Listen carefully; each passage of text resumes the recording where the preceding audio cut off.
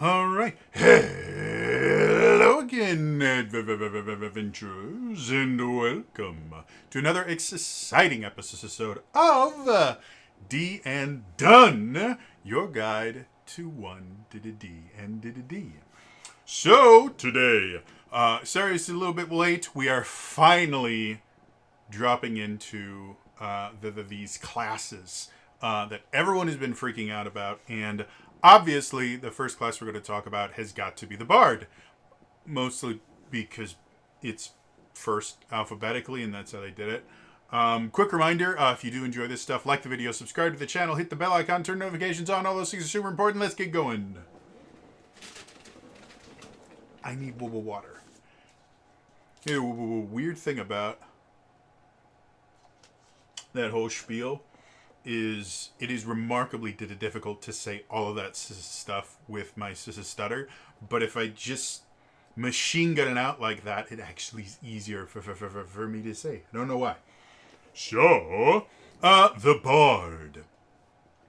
So, again, quick refresh of how this has been going. We've been going through this backwards because Wizards of the Coast prints these backwards. And we started with the rules, then we talked about the feats, mostly because the 20th level ability of all classes now is taking an epic boon, which I talked about before. I don't think is a great idea, but that's what they're trying with this particular playtest. Like I said in my last video, I sincerely doubt epic boons as the 20th level ability are going to stick. I think it's going to go away like skills dice did from D&D Next. And if you don't know what skills dice are, that's my point. So, the Bard. Probably the weirdest thing about the Bard is the Bard itself. If you've seen any of my D&D deep dives on the Bard itself has been kind of the red-headed stepchild of D&D for a while. It was first introduced in first or second edition, I can't remember which, and then in order to become a Bard, you had to have some levels in Rogue, and you also had to have some spellcasting levels, and it was a weird class. Moving into second edition, it became a little bit more of the kind of spellcasting, but it was still kind of a weird half-caster kind of thing. Third edition, they focused a little bit more on the kind of support aspects of it by giving them unique things that they could do in their songs. And that didn't quite work super well because, again, you generally would spend your turn doing nothing but, well, I sing my song, and it wasn't really fun to play. Fourth edition turned them into... there's actually... there was the Bard, and then they had an alternate version of the Bard, which they had for quite a few of the classes, where you would have, like, the fighter, and then, like, the Cavalier is technically a fighter, but it's a different flavor of it. Well, they also had the Skald in 4th edition to give a little bit of difference. But the Bard itself was a leader in 4th edition, and leaders were effectively healers. And the Bard was really interesting because leaders in general just played really cool. They would use their minor action for their healing, and then their standard action was generally used to do kind of cool things that generally would either debuff the enemy or buff their allies. And it was actually a really fun class to play. When we move into 5th edition, if you just looked at the Bard, like all you did was read, like casually glance over it, you would kind of think the Bard was still in that support healer style methodology. And then Sam Riegel started existing. And for anyone that may not know who Sam Riegel is is one of the members of Critical Role.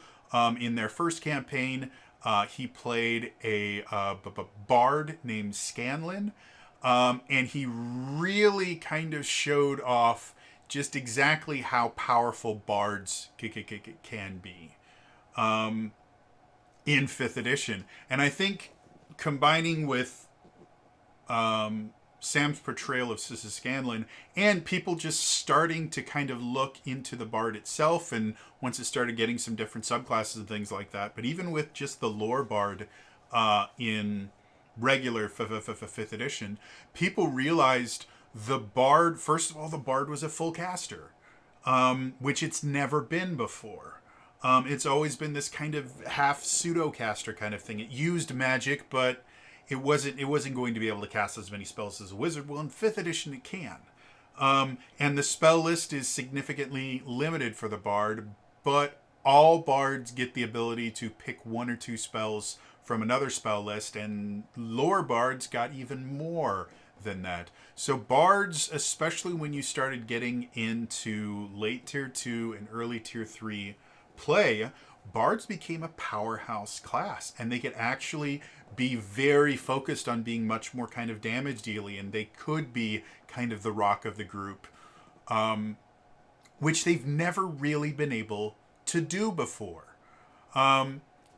So with 1D&D, you can see a massive intent to pivot the Bard back to the support class it used to be, and I don't think that's a good idea.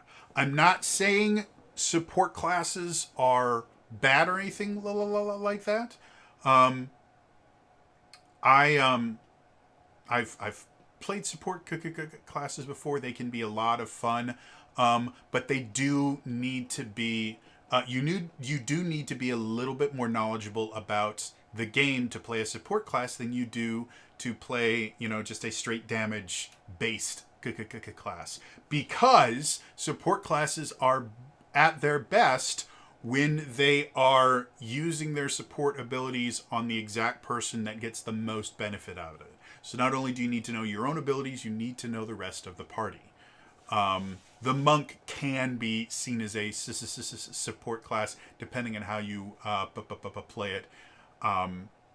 And I have played my Shadow Monk as a more support style character in some instances. Though to be perfectly honest, for the most part, my Shadow Monk is more of a just, oh, don't worry, I'll take care of these 4. You guys deal with the rest. And they're all dead. And I'm going, what? You guys are still fighting? What's up with that? Yeah. I understand that the intention of the Bard was for it to be a more support-oriented class in 5th edition, and it is. Bardic Inspiration, just by itself, is a brilliant way to support the party in a lot of different ways. However, I liked the fact that the Bard did not have to spend the entire time just helping everyone else. A really good example of this phenomenon of the Bard, and that's how the Bard has always been, is the Bard is the one that sets up the shot. They're not the one that takes the shot. They're the one that passes, and then the other guy gets the slam dunk. And a perfect example of this is the very first episode of Critical Role, which happened, I think, 2 days after my birthday that year. It opens up, and eventually they get into combat. And Sam had been playing a Bard in Pathfinder, which is effectively 3rd edition D&D with a fair amount of quality of life changes. But that's what Pathfinder is. And so he was effectively playing the 3rd edition version of the Bard, and I think they'd been playing from level 1 all the way up to at the point that they actually started playing in online and actually broadcasting the game. I believe he was like 10th or 11th level. He might have been 12th, but he was right in that end of tier 2, beginning of tier 3 range. And he used a lightning bolt and he killed the enemy. And that was when we heard our first "How do you want to do this?" Which was a huge thing. And everybody at the table flipped out because they'd been playing for years at this point. Literally years. I believe it'd been either a year and a half or 2 years that this home game had been going on. and Sam had been playing Scanlan that entire time. He had never gotten the finishing blow on a monster in 2 years of gameplay.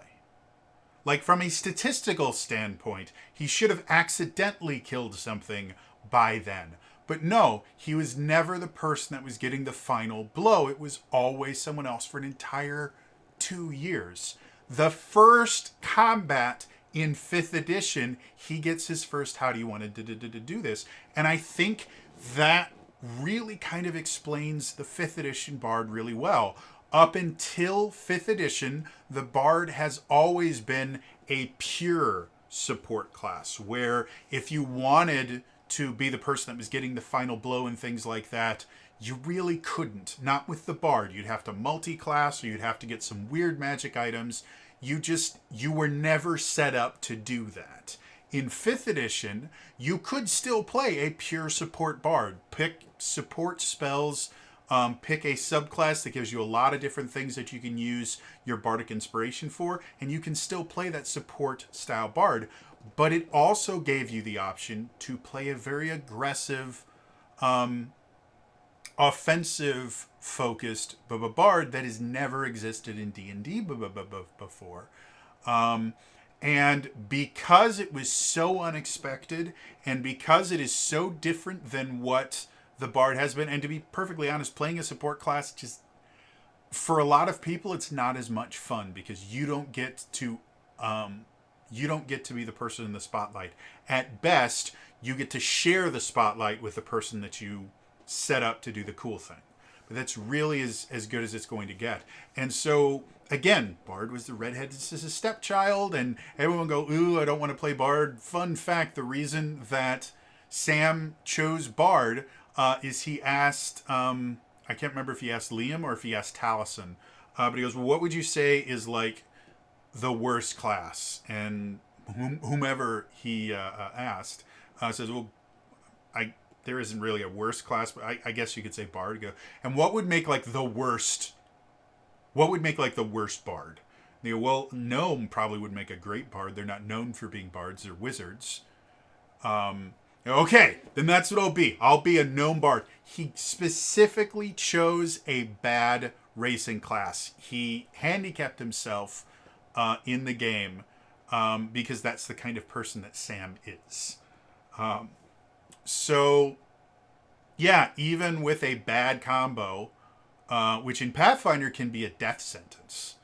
In 5th edition, he turned into, like, there were so many clutch moments that happened because of Scanlan.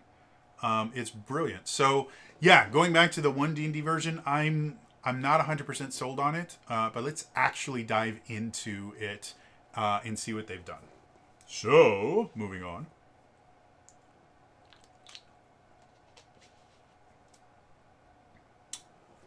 The first section, creating a Bard. This really isn't that different from the Bard in 5th edition at all. Still got a D8 hit die. Saving throws are Dex and Charisma. Saving throws are Dex and Charisma. Now, one thing I do find kind of interesting, at the very beginning of the Bard, so if you've never actually read the player's handbook or anything, like actually read it as opposed to, oh, I'm going to build my character, and you just go to the section, at the beginning of every class, they generally have a little section that describes the lore of the class. The 1D&D version is a significantly squished down version of that, but it's a playtest. And it's already a pretty long document, so I'm not even, normally I'm the person who's going, why are you taking away my lore?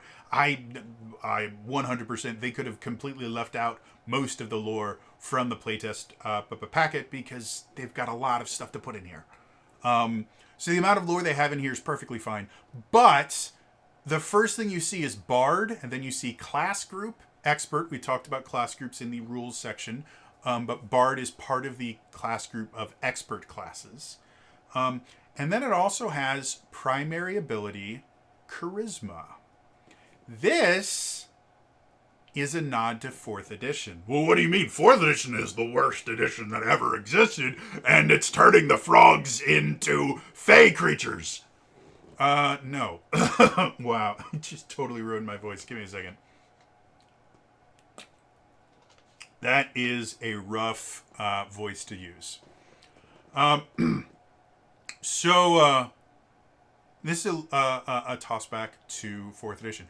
In 4th edition, when you looked at your class, like, oh, here, I'm going to do something I never do.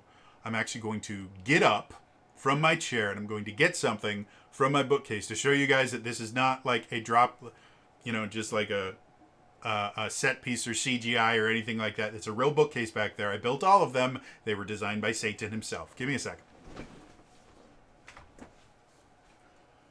All right. The reason I'm going back here is this. Hold, please. Ugh. By the way, normally when I stand up, my mic, if you guys can't tell, this is my mic, and I keep it just out of frame, so y'all don't have to see that. But anytime I stand up, my head goes directly where the mic is. So I'm really happy I didn't slam into the mic. So, 4th edition Player's Handbook. This is Player's Handbook 2, I believe, or is this? No, this is the first Player's Handbook. I have Player's Handbook 2 somewhere, but I could not tell you where. We are going to go real quick. Character classes. Look at how gorgeous this book is, by the way. I mean, isn't that just...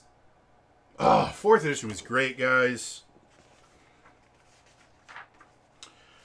How to read powers, blah, blah, blah. Okay, so Cleric. Here we go. So this is the Cleric. And I'm going to try and show this to you here. This is the Cleric, and we're going to go right there. See where it starts out? Come on, focus. Focus. There we go. Roll, power source, key abilities, and then all the other stuff. Wow, I just totally screwed up my zoom there. Undo that. There we go. One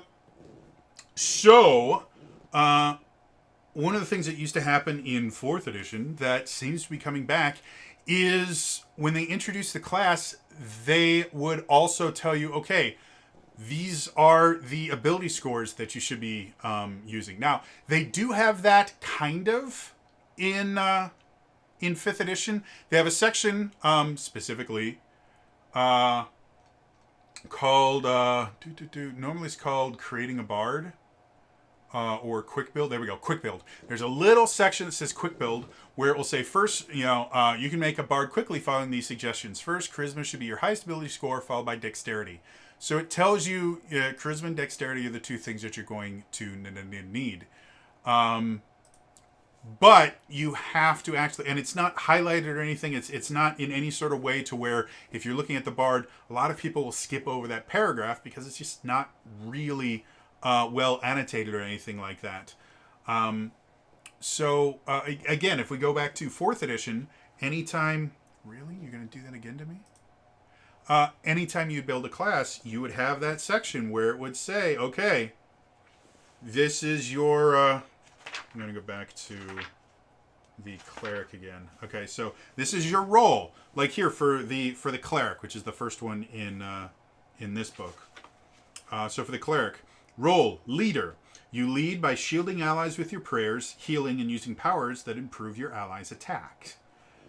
So it tells you exactly how you're going to perform this particular role. Then we go power source, divine. You have been invested with the authority to wield divine power on behalf of a deity, faith, or philosophy. And then key abilities, wisdom, strength, charisma.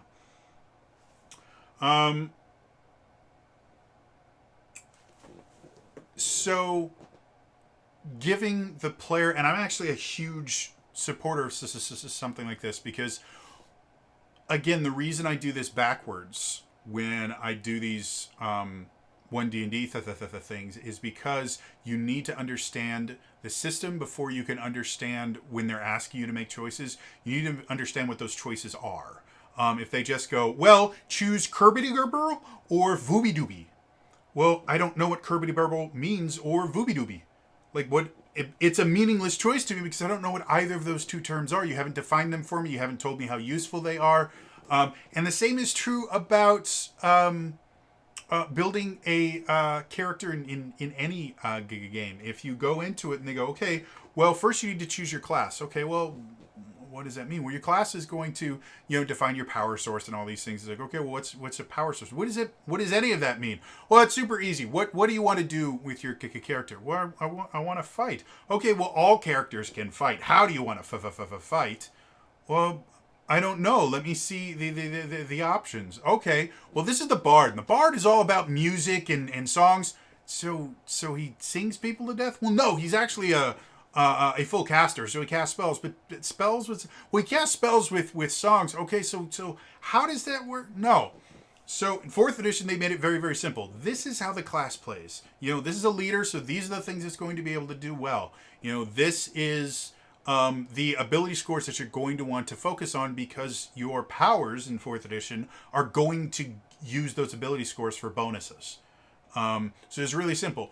Now, with 1D&D, they're now finally going, okay, we're going to at least go, okay, primary ability is charisma, so that people know when they're creating this, or if they're multi-classing.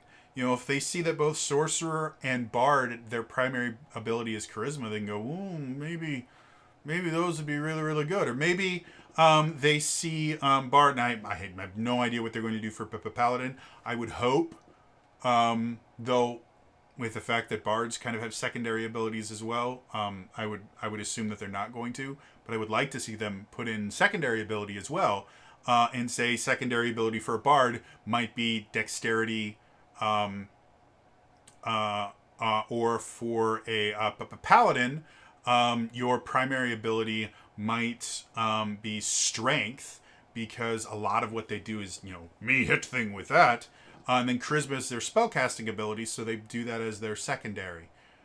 Because paladins, for the most part, are going to be me hit things. And their strength score is going to do a lot more for them than their charisma score, especially at lower levels. So, yeah, I'd like to see them flirt with a little bit more than just primary ability charisma. But I can kind of see how, if you want to build a full caster bard, you can tank everything but your charisma and still do pretty well. Dexterity is still useful, but dexterity is useful for literally every class. Because it's armor class for everybody except heavy plate or heavy armor wearers, and it's dex saves, which is the most common save in the game. So, whatever. So I do find that kind of interesting. They are, as I've mentioned before, they're starting to lean on some of the better aspects of 4th edition to bring them into 1D&D. And every time you point that out to a 3rd edition purist, they're like, well, no, this is actually from Pathfinder. No, it's not. 4th edition did it before Pathfinder did, years before, and 4th edition did it better. So, yeah. So, continuing along this, saving those Dex Charisma skills. This is another thing that they have changed a little bit. In 5th edition, they would, like for skills, here it says your proficiency, skills, deception, performance, persuasion.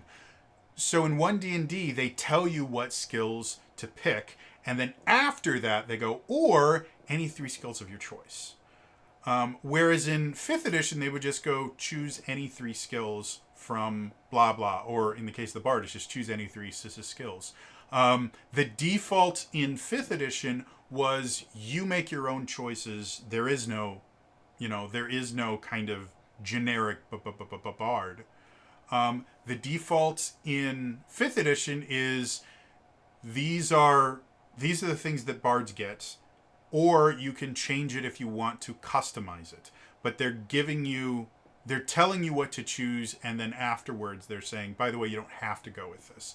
And I do find that kind of interesting. I'm not a huge fan of it.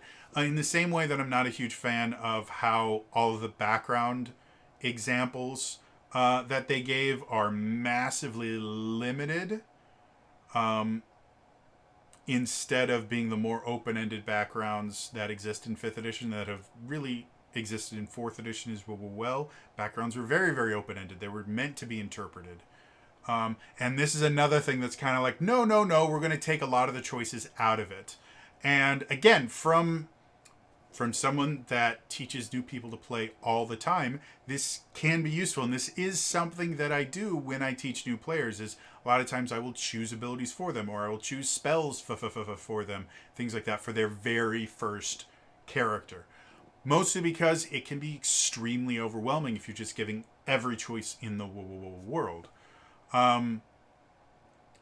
But I always go through and go, well, you can choose any of them.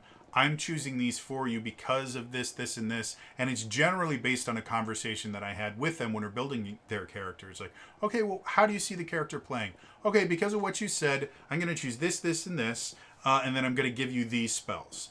Now, these aren't the only choices. Here are all the choices you can have. As you can see, there's a lot. We don't have a lot of time. So these are the ones that kind of fit the playstyle that you described to me. I'm not as big a fan of it coming from the book itself, just because, again, it makes it seem like choosing your own skill proficiencies is like the advanced version, and it's not. Anyone can choose their own, especially for skills. Spells a little bit more complicated, but even like a brand new player can choose their own spells too. It's not that hard. It's just most of the time when I was teaching new players, I was building them a character sheet in the middle of a game store, trying to get them ready in time for a table that was about to start in 5 minutes. So I had a limited amount of times. But yeah, so like the idea of somehow choosing your own spells, because we'll go into that when we talk about the spellcasting too, choosing your own spells or choosing your own skills as somehow an advanced feature feels wrong to me. Yeah, so yeah, and then they talk about armor training, starting equipment, and then they talk about multi-classing, and that's really the creating a bard section. The other thing I find kind of interesting, and I guess I'm going to look at the bard here just to see. Yeah, so starting equipment for the bard in 1 D&D is dagger, entertainer's pack, leather armor, musical instrument, one of your choice, short sword, 18 gold. So that is a very, very specific set. And the only thing you get to choose is your musical instrument. Otherwise, every single bard that starts at level 1 has the exact same thing. If we look at 5th edition, you start with the following equipment in addition to the equipment granted by your background. A rapier, a longsword, or any simple weapon, a diplomat's pack or an entertainer's pack, a lute or any other musical instrument, leather armor, and a dagger. So you technically can have a similar, you can have a similar setup to what they have here with the 5th edition one, where instead of choosing a diplomat or an entertainer's pack, they just give you the entertainers. Instead of giving you the choice of a lute or any other musical instrument, they just choose that. But you can't choose a rapier, you can't choose a longsword, and you can't choose technically any simple melee weapon. And they changed the short sword to being a simple melee weapon instead of a martial. So using that rule, theoretically, you could choose a short sword. But bards also don't get proficiency in anything other than simple weapons, whereas the bard in 5th edition gets simple weapons, hand crossbows, long swords, rapiers, and short swords. So again, the 1 D&D version of the bard is significantly more limited in its ability to use weapons, even. You know, if you want to use a rapier or a longsword as a bard, which is a very bard thing to do, like a rapier is a classic bard weapon, going all the way back to 2nd and 1st edition. Like, rapiers were a very cool bard weapon. So I don't know why they would take that out, except for the fact that it feels like they want to discourage people from being that more kind of martial focused bard right from the get-go. It would really, really surprise me if they keep the bard the way it is, if they don't also add some sort of sword bard into a sword bard subclass. That would probably give proficiency in martial weapons so that you could do stuff like that. But the base bard simply can't do that. The base bard can't use a rapier. So yeah, they are doing everything they can to very much pigeonhole the bard into, no, you're a support spellcaster. You do not use real weapons. The best you can do is maybe poke someone with a short sword, but you do not use real weapons. You're a support caster. And again, not a problem with support classes. Do have a problem with, let's pigeonhole this class into one way to play it. That to me is a bad game design. My basic rule of thumb: good game design gives you choices. Bad game design gives you right answers. And this is giving you a right answer. These are the things that you're going to do, and these are the things that you are going to choose, because we are going to tell you how to play the bard. And again, I'm probably reading more into this than I need to, but this really kind of feels like well, you guys weren't playing the bard right, so we're going to make sure that you do play it right. The bard is a support class. The bard is not a super powerful spellcaster that can do all these really awesome, cool things. No, it's a support class, and it should be played as a support class. So anyway, that is the creating the bard section. Moving on. Now we get into the class features, and probably the biggest change is the first class feature, which is Bardic Inspiration. Bardic Inspiration has kind of been a thing going back to previous versions of the Bard, but for the most part, the quote-unquote Bardic Inspiration was covered by songs in previous editions. You would have different songs that would give different buffs to players within a certain distance that could hear you. But you would generally have to use your turn to play those songs. You'd have to use your action to play those songs to get the buffs. You weren't able to attack or anything. You had to be playing your song. So Bardic Inspiration in 5th edition turned it into a bonus action ability. You'd use your bonus action to give out Bardic Inspiration. You could use your action to do other cool shit. They have changed that completely here, where Bardic Inspiration now has 2 uses. One use is boost a d20 test. When another creature within 60 feet of you that you can see or hear fails a d20 test, you can use your reaction to give the creature a Bardic Inspiration die. The creature rolls that die and adds the number rolled to the d20, potentially turning the failure into a success. So, the way that Bardic Inspiration works in 5th edition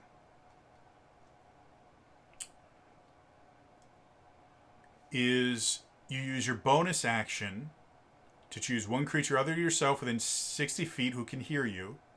That creature gains 1 Bardic Inspiration die, a d6, and then they get to choose when they get to use it within the next 10 minutes. This, you choose when they use it, and you use your reaction to do it. Now, that means your bonus action is freed up, but as we've talked about already, there really are no uses for bonus actions built into the classes, other than casting some spells as bonus actions, things like Healing Word, or what's it called? The weapon one that clerics use. For the life of me, I can't remember what it's called. Anyway, things like that are bonus actions. But you really don't have class abilities that are bonus actions anymore.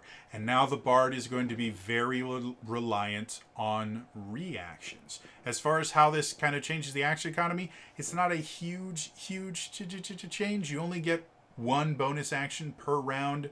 You only get 1 reaction per round. But it does mean that the Bard needs to be significantly more tuned in to the other players than they were before. Because not only do you have to know if they're failing checks or things like that, you also have to know if it's worth using one of your limited Bardic Inspirations on that particular roll. Again, Bardic Inspiration 5th edition, you'd use your bonus action and just give it to someone, and then they got to choose when it was most appropriate to use it. Whereas now, to me, this feels like this is going to increase table talk a lot. Because the bard's going to go, oh, I can use Bardic Inspiration. And then the person getting it can go, well, I don't really need it. Why don't you save your Bardic Inspiration for this person who's, 6 hit points away from rolling death saves or something like that. Like, this feels like it's going to create a lot more table talk because the bard has to choose when they use it. And, again, because they only get one reaction per turn, it's not like currently where you can go, okay, I'm going to give you Bardic Inspiration, I'm going to give this person Bardic Inspiration, and then if one turn happens where they both need to use it, on the current system they can, as long as you've kind of staggered it out. In this system, they can't. Bardic Inspiration is only going to happen once per round because it takes your reaction. Now, the other thing you can do is called Heal.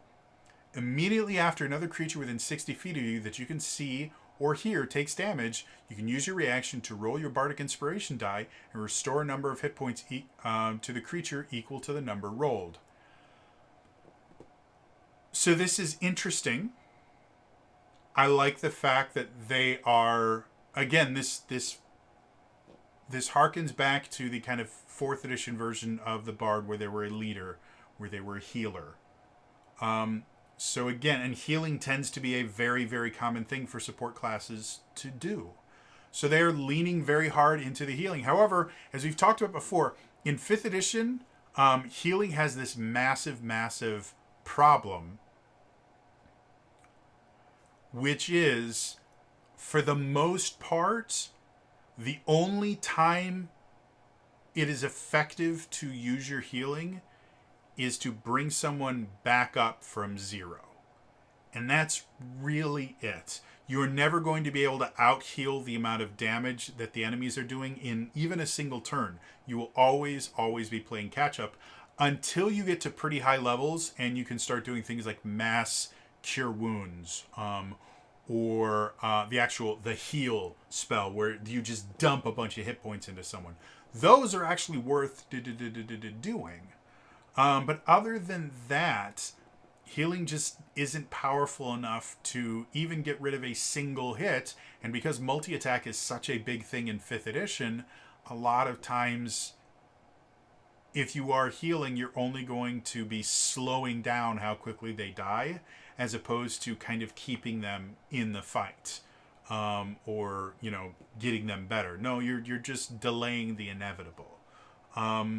With this heal ability, because it is just equal to the number rolled, and it starts at a d6, it uses the same progression, d6, d8, d10. By 15th level, it's a d12. But at 15th level, 12 hit points, if you roll the max, is nothing. And there's no bonus to it. There's nothing that you get to add to it. So almost every single time, the boosted d20 test is always going to be the right answer. Because the only time the heal is ever going to be used instead of the boosted d20 is if they're hit by an attack roll. And even then, if they're hit by an attack roll, they're probably going to be hit by multiple attack rolls that round. And doing a little bit of healing right after that. Again, the only time it's really, really useful is if they're already unconscious. And this is immediately after another creature within 60 feet of you that you can see or hear takes damage. So they have to take the damage first. You can use your reaction to roll your Bardic Inspiration die restore. So specifically, if somebody goes down to 0 hit points, this heal can be really, really useful in that situation because it instantly brings them back up.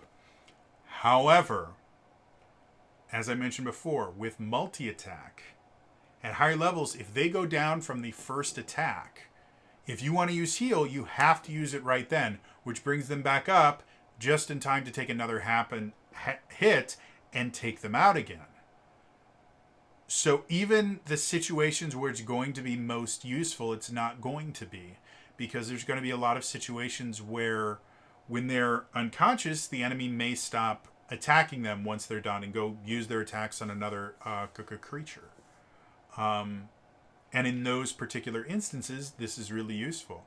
The other time this might be really useful if an unconscious player takes a hit while they're unconscious, that's an instant failed death save. But they take damage, so you could heal, instantly get them back up. It resets their death saves.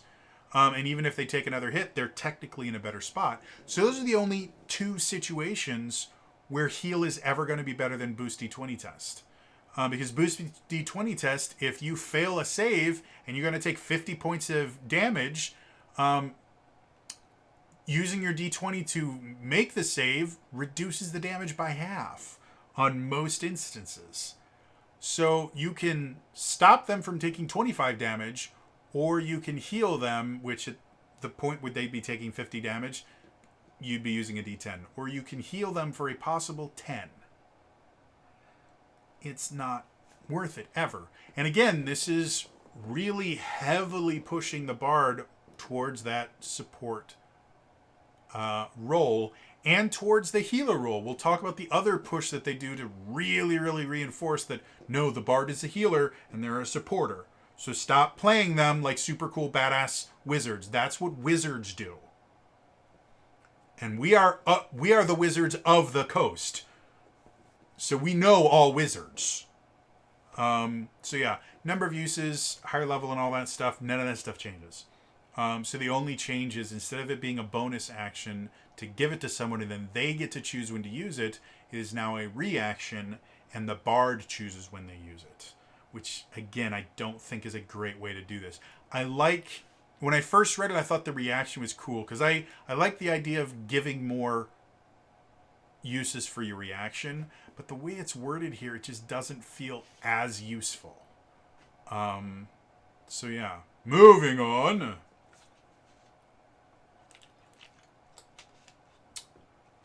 The other thing you get at first level, spellcasting.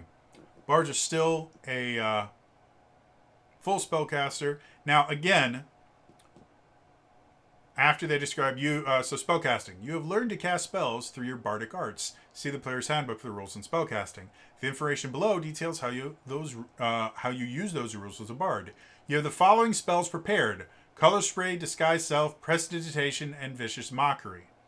Alternatively, you can prepare 2 level 0 level spells. Call them cantrips. 0 level is massively stupid. And 2 first level spells of your choice. Any spell you prepare for this class must be an arcane spell. So you use the arcane spell list. Here's the other thing that's weird.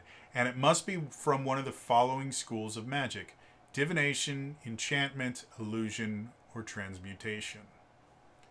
This has just made playing a bard significantly more complicated. Specifically, creating a bard. Now, again, the first thing that they do is, these are the spells that you choose. If you want to do the advanced version, you can choose your own spells. As opposed to, well, choosing your own spells is the default. But if you're having some trouble doing it, here are some suggested spells. Which I don't think they even do in 5th edition. They don't suggest your spells at all. So this, again, and they, as you level up, they tell you every spell you're supposed to learn. They have first level, second level, all the way up through 20th level, every spell you're supposed to learn. It's, like I said, this is, again, this feels like, okay, you guys have been playing this wrong, so we are going to take control, and we're going to show you how you're supposed to play this class. It just feels weird. Combine that with, now that, getting rid of class spell list for just arcane, primal, and divine, a lot of people thought, well, that, and including myself, well, that could get very, very interesting very quickly, because now bards and wizards use the exact same spell list. But they don't, because now they're limiting the bard that it can only choose spells from divination, enchantment, illusion, or transmutation. All of those are support-focused spells just in general. Like, there are no damage-dealing divination spells. Enchantment spells very rarely are going to be damage-dealing, aside from making you do more damage when you do something. Illusion spells can be damage dealing, but it's only certain ones. Most of them are going to be a little more control. In transmutation, there are no transmutation damage dealing spells. So they have taken away most of the spells that could be used on the arcane spell list to build an offensive bard.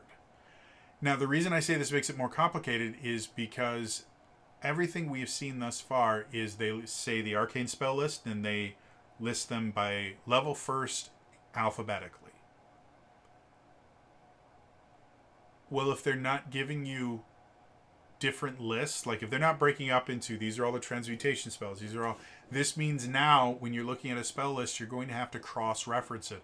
Either you're going to have to look up each spell and go, oh, what school is it? Oh, it's divination. I can't do that.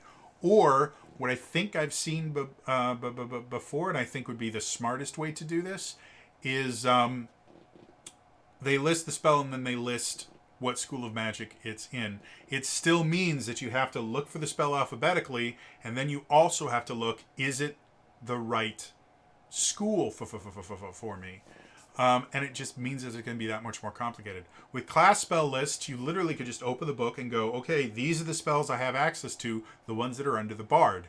You still had to look up what they did, but you didn't have to go, okay, well, this sounds cool. Firebolt sounds cool. Oh, but it's an evocation spell. I can't use that spell. So looking it up was a massive waste of time. So yeah, not a huge fan of that because again, it just feels like they're adding complications. What this is they are solving a problem they created. Again, you don't want wizards and bards having access to all of the same spells, because that's the thing that makes wizards special, is they get access to the most spells and they can learn the most spells, and it's a really cool thing. Bards are not supposed to be as good as spellcasters as wizards, because that's all wizards do. So when they change everything to where we're just going to do arcane, primal, divine, okay, but that creates the problem of, well, how are you going to stop bards from being better wizards than wizards? Well, this is what we're going to do. We're going to make schools of magic significantly more important. The only people that care about schools of magic in 5th edition are wizards, specifically wizards that choose one of the player's handbook subclasses, because each one of them is a school of magic. So the evocation wizard, they get bonuses to evocation spells. Those are the only people that ever cared about the schools of magic in 5th edition. Now, at least when we're looking at the bard, this is something that you have to worry about. Schools of magic are going to be much more important because you're going to have limitations based on the school of magic. Now, the other thing that is different about the bard in 5th edition, bards did what was called learning spells. There were effectively 3 different kind of flavors of spellcasting, other than pact casting. Pact magic was its own thing that we're not going to talk about right now. But for spellcasters, you basically got into 3 different groups. You had wizards who were who memorized their spells every day, where they had a spell book, and any spell that's in their spell book they could use. And they could only memorize a certain number of spells per day. Then you had things like the bard and the sorcerer, who just learned spells, where they had a set list of spells that when they leveled up, they would learn a new spell. They didn't have to prepare different spells every day. They had a set spell list.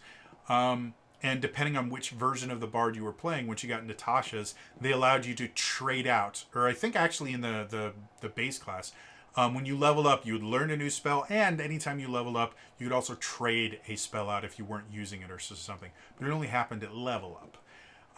The final group was basically the praying for spells group, and that was both nature and divine spellcasters, where they actually had access to their full spell list every morning, and they would just pick and choose which ones they wanted from there. Is one of the unique things about playing the druid or the cleric is every morning you could change up all the spells in your that you knew for that day, and it made them very versatile. But it was a unique thing to them. For the bard, Whenever you finish a long rest in 1D&D, you can practice your bardic arts and replace any spells you've prepared for this class with another arcane spell of the same level, abiding by the school restrictions above. So every morning you can replace your entire spell list. The only limitation they have here is you're still technically trading, but you can trade as many spells as you want every morning. So when you are initially learning spells, you're going to want to make sure that you're learning them at the highest level possible, because if you learn a lower level spell, that means when you prepare them every morning, you're going to have an extra slot that you have to prepare of that level spell and less slots of higher level spells, which again feels a lot more like 3rd edition. But yeah, so that massively changes how the bard plays. Every morning they can repick all their spells. Makes it significantly more complicated as well. And it also means that wizards are not going to feel as unique. Well, they do still get all the schools of magic instead of just 4 of them. But a bard is going to feel very similar to playing a cleric or playing a druid, where every morning you just pick your spells again. And that's, again, not something that I'm a huge fan of. I like the learn spell style of spellcasting. It meant that when you were building your character or leveling up your character, the choices you made mattered. This, it doesn't. And again, I'm not against, replace a spell once a level or something like that. I think that's perfectly fine. That's another thing that they took from 4th edition, by the way.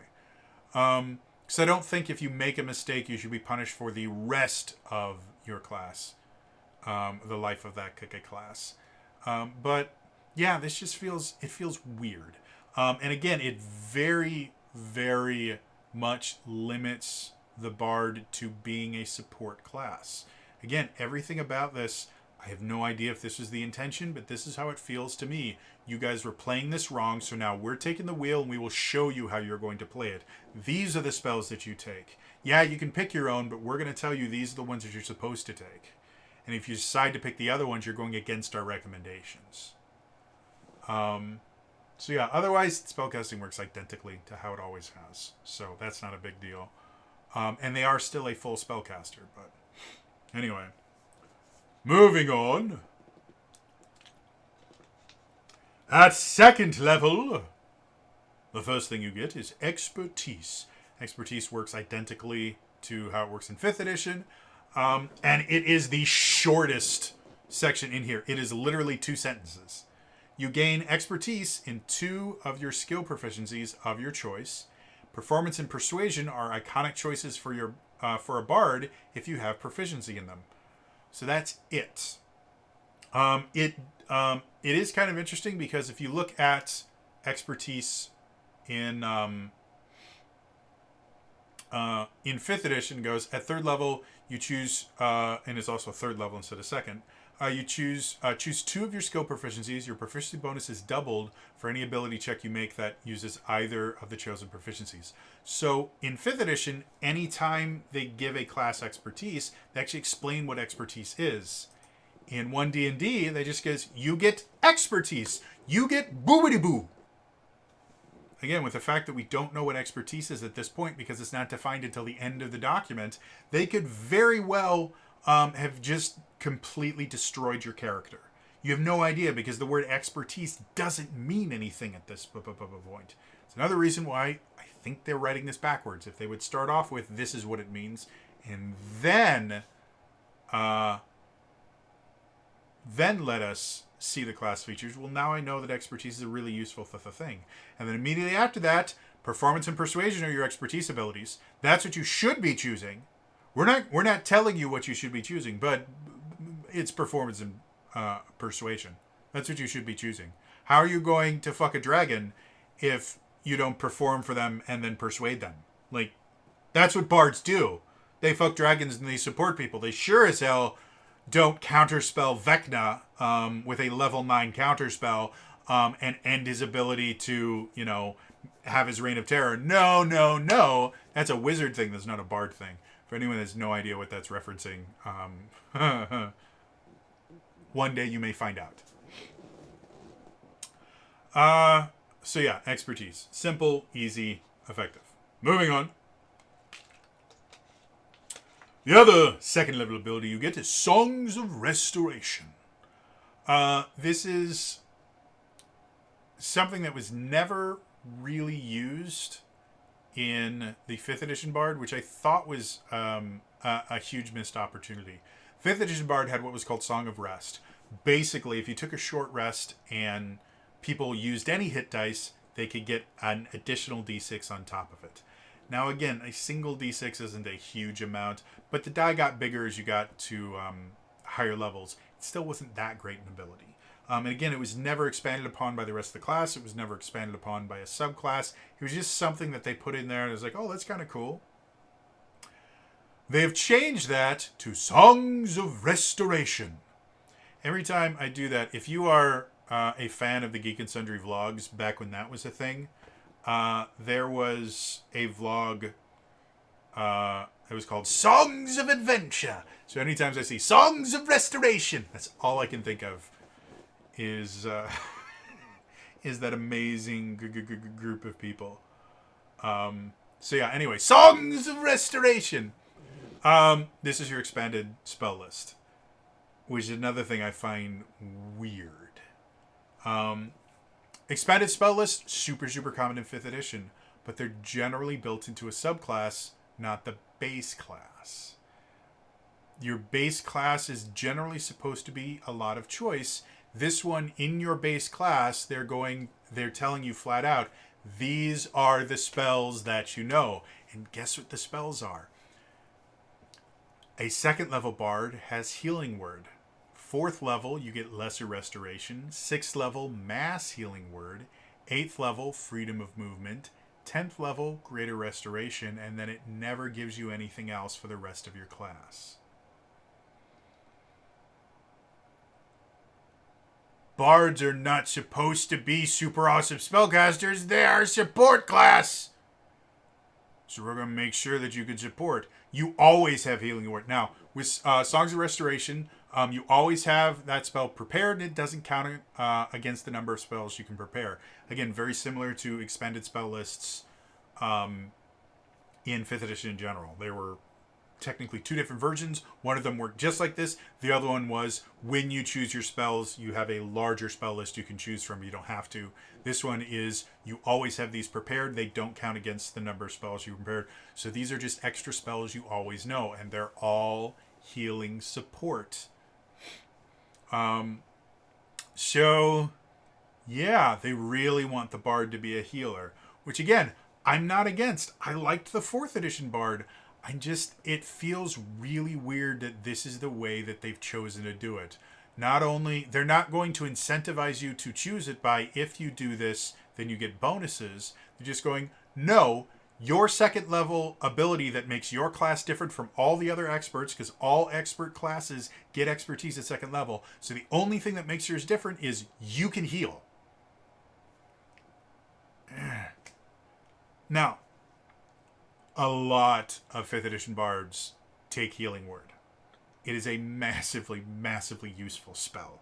So it's not like the spell is not useful. Lesser Restoration is very useful. Mass Healing Word, not quite as useful. Healing Word tends to be a little bit better. Mass Healing Word just heals a lot of people, but it does shit amounts of healing. So in general, you have better uses for your spell slots than Mass Healing Word. Even just regular Healing Word tends to be a little better unless you have multiple allies that are unconscious.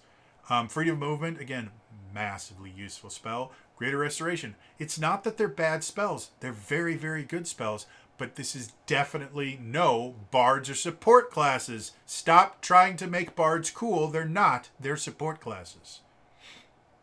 Which, maybe this is just my my inner band geek coming back to, no, you're not cool. You're a band geek. Go back to the band room. You're not allowed to be out here.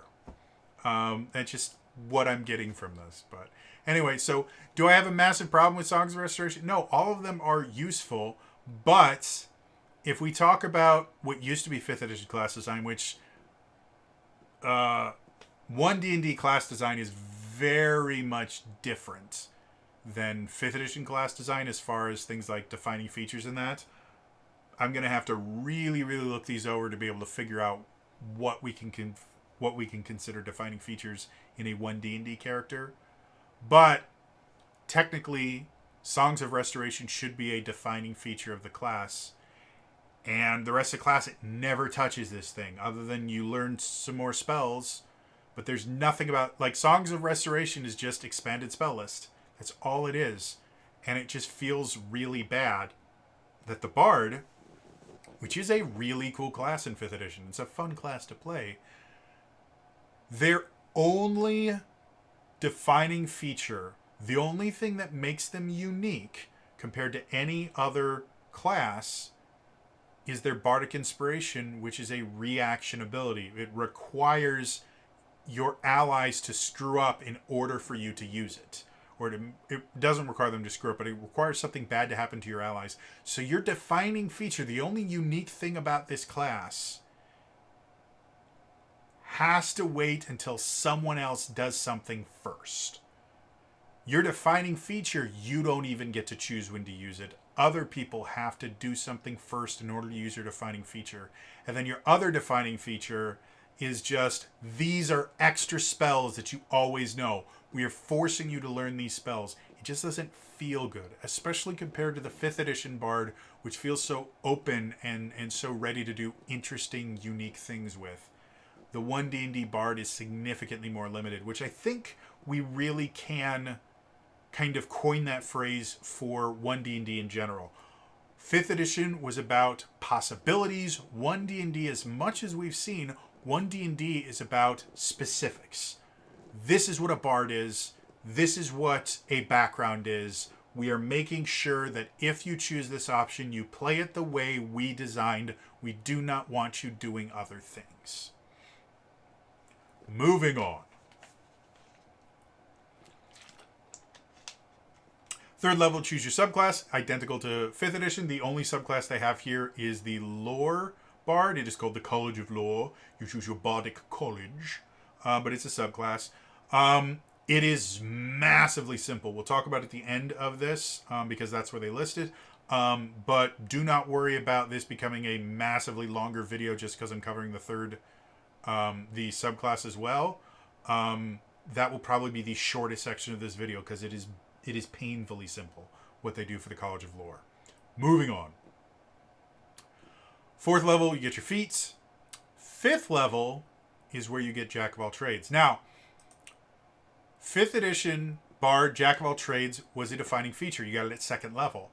You got Bardic Inspiration at 1st level, Spellcasting at 1st level. 2nd level was Jack of all trades and Song of Rest. You didn't even get Expertise until 3rd level. So Expertise technically wasn't a defining feature in 5th edition. Here, Jack of all trades, you get 3 levels later. You don't get Jack of all trades until tier 2. I don't understand why, because Jack of all trades has been a defining feature of the Bard since its inception. The idea of the Bard being a literal Jack of all trades was built into the class. It's one of the reasons why in 1st edition, if you wanted to become a Bard, you need to have levels of Rogue, you need to have spellcasting levels. Like, it was because it was meant to do a lot of different things. 2nd edition Bard had Jack of all trades. 3rd edition Bard had Jack of all trades. 4th edition Bard, I think, had things that gave you Jack of all trades style abilities. I don't remember the 4th edition Bard super, super well in that specific aspect. I didn't use skills as much in 4th edition. I always focused on the powers because they were super fun. So pushing it all the way to tier 2 before you get your Jack of all trades feels really, really weird. Especially since, again, they seem to be really focusing on the Bard being a support class, and Jack of all trade is the ultimate support ability.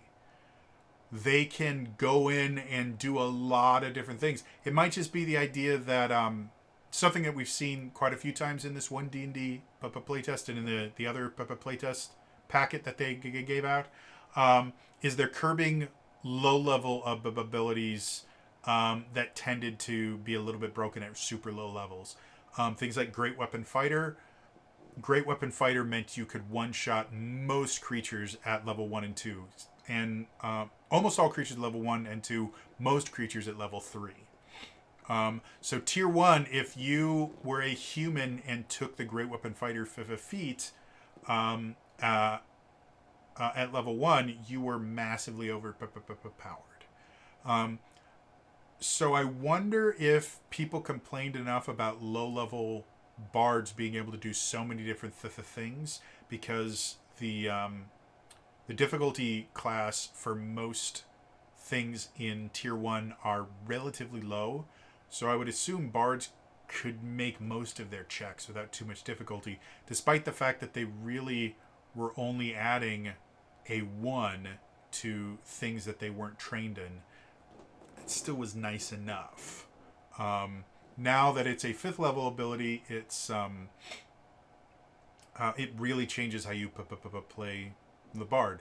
Again, for those of you that have never played a 1st level D&D character, it is designed where 1st level you only exist as a 1st level character, generally for one play session of about 4 hours, and a lot of times you will level up in the middle of that play session. 1st level is meant to be instant, we're done. That's why defining features are things that show up in the 1st and 2nd level, because you will instantly be at the 2nd level. And 2nd level, you should only be in for a single 4-hour session.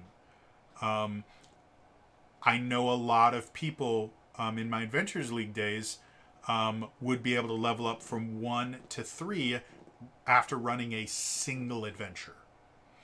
Like, it was not difficult to do. I did that with one of my characters. My barbarian went from 1 to 3 after one. Actually, I think mine actually went from 1 to 4 because I played a tier 1 adventure, but it was balanced for 4 level 4 characters. So I just got a lot of experience from it. And we did it really, really well. So we got all of the bonus experience as well.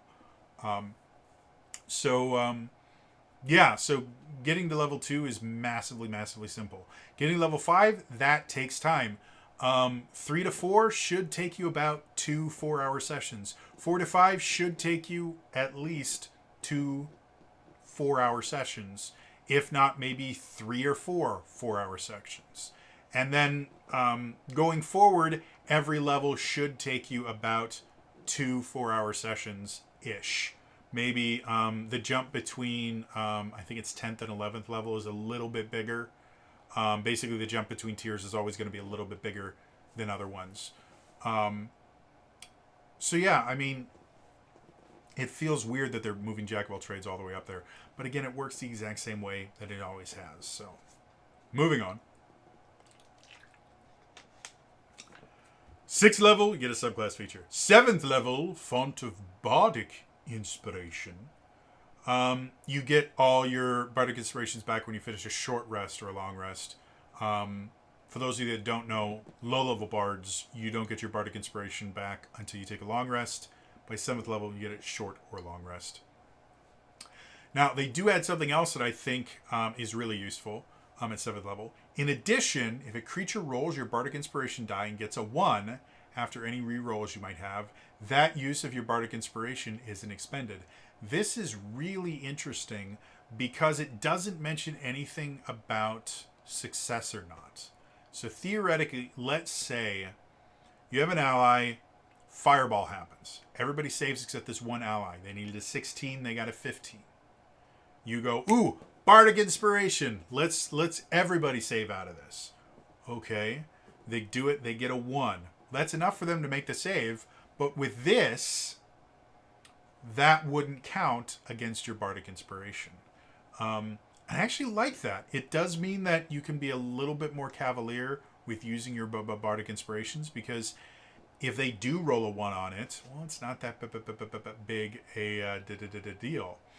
And the other thing with this is it just says if a creature rolls your Bardic Inspiration die and gets a 1, if we go back to heal, You use your reaction to roll your Bardic Inspiration die and restore a number of hit points to the creature equal to the number rolls.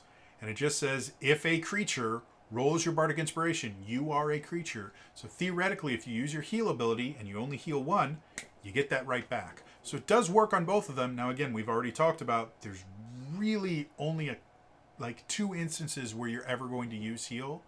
And in both those instances, just having one is just as good as rolling a max.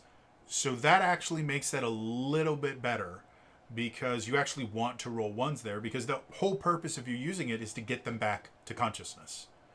And 1 hit point will get them back to consciousness just as quickly as 12 hit points will.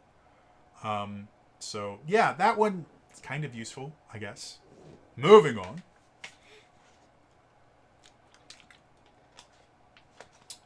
Eighth level, get a feat. 9th level, you gain more expertise. You gain expertise in 2 skills proficiencies. So now you have 4 expert skills. 10th level, subclass feature. Then we get to 11th level. 11th level, you get magical secrets. You've collected magical knowledge from a wide spectrum of disciplines. Choose a spell list, Arcane, Divine, or Primal. Whenever you prepare spells for this class, up to 2 of the spells you prepare can be from the chosen list and from any school of magic. The prepared spells otherwise follow the rules of your Bardic spellcasting feature. So, this is where you start seeing things coming back from the 5th edition Bard. 5th edition Bard, technically I believe it's at level 10. You get magical secrets instead of 11. So, 5th edition Bard, it's the end of tier 1. 1 D&D, it's the beginning of tier 2. Which, to be perfectly honest, kind of makes sense. You want to see a huge power bump when you get into tier 2.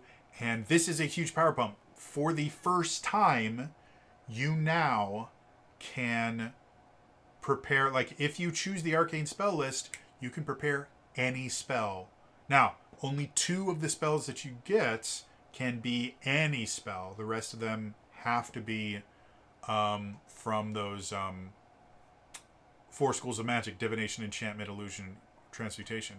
But this massively opens up the bard to be the badass spellcaster that they are in 5th edition. Now, you don't get that until 11th level.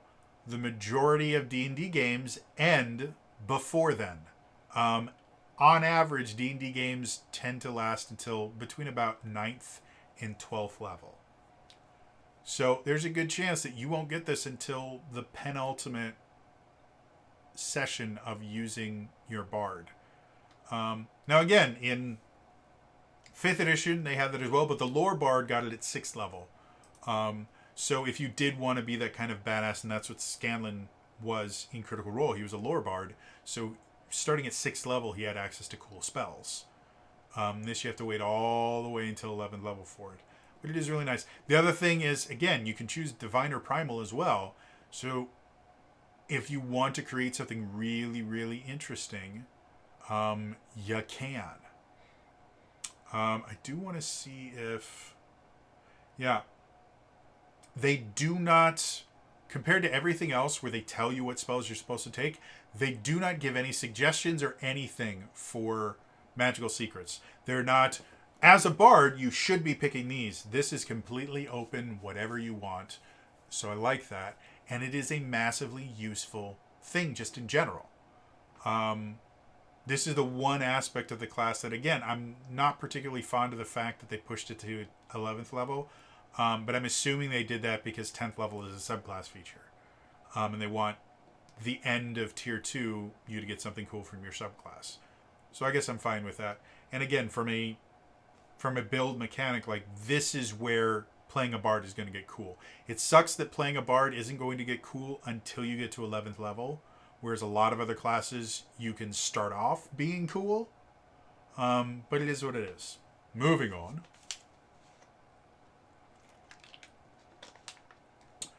'12th level, ability score improvement.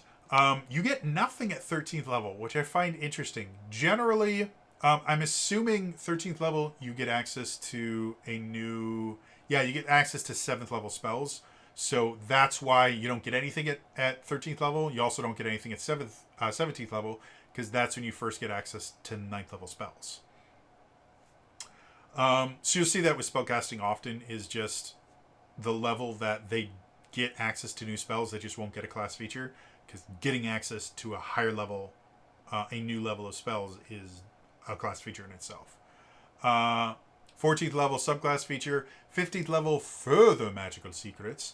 You get to choose a second list. So again, right now, you choose one list and 2 of your spells that you prepare every day from that list can be any spell from that list. This one, you have to choose a different spell list. So you can't choose Arcane twice and have 4 Arcane spells that don't have to follow the Magic School limitations. No, this one you'd have to go, all right, if you chose Arcane last time, now you have to go Primal. Or if you chose Divine, this time you can go Arcane. Whatever. But again, it gives you 2 more spells that don't have to be those 4 subclasses and can be from a different spell list. Still useful. 16th level, you get a feat, and 17th level, again, 9th level spells. Moving on. 18th level, this is your ultimate ability. This is previously the same thing that you got at 20th level for the Bard. In 5th edition. In 5th edition, it was called Superior Inspiration. At 20th level, when you roll initiative and have no uses of Bardic Inspiration left, you regain 1 use.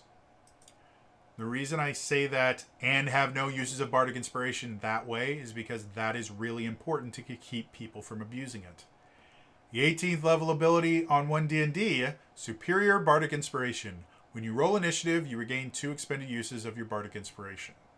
Again, this is basically telling DMs, do not, with your high-level characters, do not use inspiration for anything other than combat. Or do not use initiative for anything other than combat. Because anytime you ask for a roll for initiative, they get 2 more uses of their Bardic Inspiration. Again, the reason I like this one is because it says, and have no uses of Bardic Inspiration. That means that they can't just bank them and get all their inspiration back by finding ways to roll initiative. Which again, as much as it's massively metagamey, it's not a difficult thing to do depending on how you run your games. I use initiative a lot for skill challenges and things like that. If I'm doing some sort of like a chase scene or something, I'll make them roll initiative so I just have an order that I can go, okay, you're next, and you're next, and you're next. If they're doing a complex negotiation, I'll go, okay, you. It's really simple. It's really easy. This is massively saying do not roll inspiration unless it's for combat, because your players are going to get benefits every time they roll inspiration. And there's no limitation to it. So, yeah, I'm not a fan with how they changed that. Finally, 19th, you get a feat. 20th level, you get your epic boon. We're not going to talk about those. So that is the Bard in and of itself. Directly after that, they have prepared Bard spells. They tell you every single spell you are supposed to use. Which is annoying as fuck. I've never seen this ever. In 4th edition, bring out my lovely book again. In 4th edition, if we go back to that cleric real quick here. Or here, we have the ranger. One of the things that they do, and by the way, look at that ranger art. Let's see if I can do it. Isn't that awesome ranger art? The art in 4th edition was just so good. I loved it. After the initial thing describing everything, they do have a section creating a ranger, where they give you 2 example builds. They have, I'll try and show it here. They give you, stop it, Archer Ranger, 2-Blade Ranger. And it basically told you, okay, suggested feat, Agile Hunter, suggested skills, Endurance, Heal Nature, Perception, Stealth, suggested add will, Power, Careful Attack, Nimble Strike, suggested Encounter, Evasive Strike, suggested Daily, Split the Tree. So what that was is for people that didn't know what they were doing or just wanted to build something easy, you could just go, okay, well, I'll do that. And it would basically choose your first level powers and your skills and things like that for you. That was the only thing they did, was first level. If that's what you want, we'll just give you the first level stuff. This is every level through 20. We're going to tell you what spells you choose. Again, bards aren't super cool like wizards. Bards are support classes. We're going to show you exactly where you're supposed to go as a bard, and we'll make sure you play the bard right, because you weren't playing it right before. So yeah. Moving on. The College of Lore. Remember I mentioned before that this is not going to be a massive increase to the video? That's because the College of Lore, in 5th edition, College of Lore is actually really, really cool. College of Lore is all about, you get cutting words, which allows you to use your Bardic Inspiration as a reaction, so it gives you a reaction version of it, and allows you to basically stop your enemies from doing cool things. It gives you kind of an offensive version of your Bardic Inspiration. And then 6th level, you get additional magical secrets. At 6th level, that's when you get your extra spells. And then 14th level, you can basically use your Bardic Inspiration on yourself. So that was what the Lore Bard was. This is what the Lore Bard is in 1D&D. 3rd level, you get some bonus proficiencies. So you get 3 more skills. So 5th edition doesn't have a ton of skills compared to, like, 4th edition has 2 more skills. 3rd edition had like 30 skills. So the fact that you start off with 4 skills already, you get 3 more skills with College of Lore. You also get expertise. You start not even needing Jack of all sorts of trades, because you're trained in almost everything anyways. And then 3rd level, you get cutting words. When a creature you can see within 60 feet of you succeeds on an ability check or attack roll, use your reaction. Works almost identically to cutting words of the Lore Bard. The big difference being the 5th edition Lore Bard, you can use cutting words and Bardic Inspiration on the same turn. You can inspire one of your allies as your bonus action, and then cutting words you use as your reaction. Here, cutting words now is a choice. You now have a choice between using cutting words, using your Bardic Inspiration, or using your healing. You're never going to use healing, so you have a choice between helping your allies or hurting your enemies. You don't get to do both anymore. Not a huge fan of that. 6th level, Cunning Inspiration. When any creature rolls your Bardic Inspiration die, the creature rolls the die twice. Use the higher 2 rolls. You effectively get advantage on your inspiration rolls.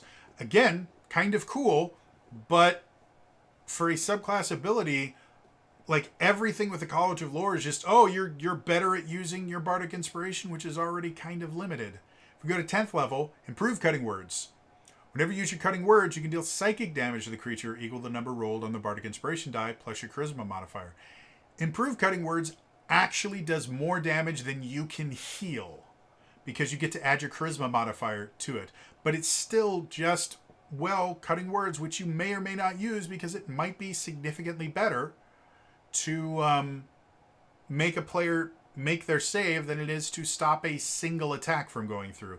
Again, the big issue with using it on attack rolls against your allies is an attack roll might stop, like, even at like 20th level, an attack roll might stop 20 points of damage. A saving throw that is a save instead of a failure can get rid of 30, 40, 50, 60 points of damage.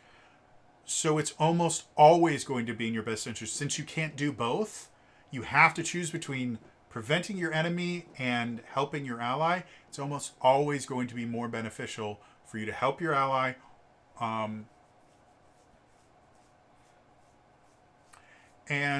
Cutting words can't be used on saving throws for your enemies, so it's never going to be something where you can increase your allies' damage because you make them fail the saving throw instead of succeeding on it. So yeah, giving them improved cutting words, yeah, that's kind of cool and it gives you an incentive to do it, but again, it's such a small amount of damage at 10th level that it's useful, don't get me wrong, but it's not super useful. Then the final one is 14th level Peerless Skill. When you make an ability check and fail, you can expend 1 use of your Bardic Inspiration and roll the Bardic Inspiration, add the number rolled to the ability check. energy turning into success, which is effectively the same thing as the 4th edition version. You can use your Bardic Inspiration on yourself, but it only works for ability checks. You can't use it for attack rolls. You can't use it for saving throws, which is how it worked in 5th edition. So it's not massively different from 5th edition. But again, the big issue comes with the fact that the cutting words aspect in 5th edition, cutting words is now you have a use for your reaction, whereas in 1 D&D, well, now you have to choose between using your Bardic Inspiration, the one defining feature that makes you different from any other class. Now you have to choose between using it to help your allies or to hurt your enemies.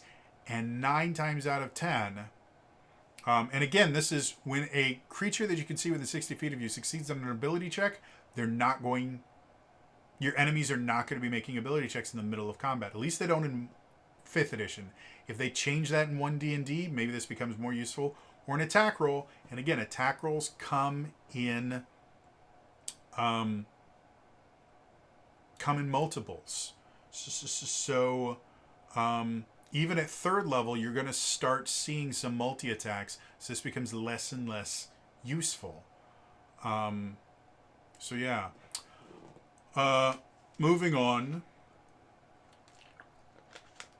So, final thoughts. Overall, like I've said many times before, 1 D&D feels, and this is my personal opinion, there's nothing in here that says that. I do not know any of the people at Wizards of the Coast. I have met Chris Perkins, I think, twice in my life. He's a lovely gentleman, by the way.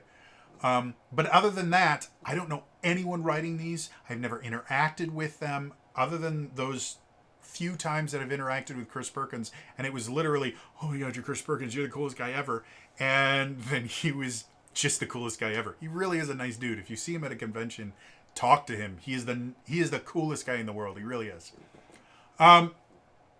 So I cannot say that this is anything other than this is what it feels like to me. And it feels like you were playing the bard wrong. We're going to correct it so you have to play it the way we want it to. Bards are supposed to heal. Bards are supposed to support the group. They're not supposed to be doing super awesome stuff where they go, big base hand, and then do, crotch lightning at the bad guys. It's not what they're supposed to do. They're a support class. They should be supporting. And it just feels bad. The changes to Bardic Inspiration, again, the idea that it's a reaction versus a bonus action, there could be some interesting things about that, but they don't replace the bonus action with anything. They don't give you something else you can use your bonus action for, and reactions are significantly more limited than bonus actions are ever going to be. So the only thing you can really use your bonus action for is those healing spells that they are going to force you to make. Everything about this is, we choose your skills. I mean, you can choose them, but we're going to tell you the right ones. We choose your spell. I mean, you can choose them, but we're going to tell you the right spells that you're supposed to choose. All the way from 1st level through 20th level, we are going to tell you how you're supposed to play this class. And it just feels bad. Again, the best thing that they did to the Bard in 5th edition was allowed it to do a lot of different things and allowed it to be different. Because up until that point, the Bard has always been the support class that really doesn't get to shine. And again, remember that example of 2 years of playing Pathfinder, Sam never once got a final hit on a big baddie.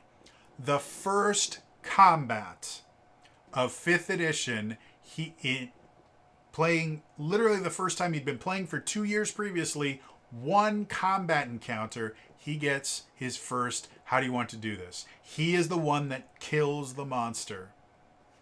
That is a perfect example of how the Bard is different in 5th edition than it has ever been. And it turned it into a really unique, fun class to play. Whereas it was still a unique class and it could be fun, but it was a very specific kind of fun in previous editions. And a very specific type of player had to play them. And this feels like a step backwards to what the Bard used to be. No, we're going to make sure you set up the other players for success. You don't succeed on your own. And that's just not as much fun. Again, I like support classes. I like classes that help other players do better. I think that's a cool thing. But I want to be able to choose to build my class that way instead of being told this is how you're going to play.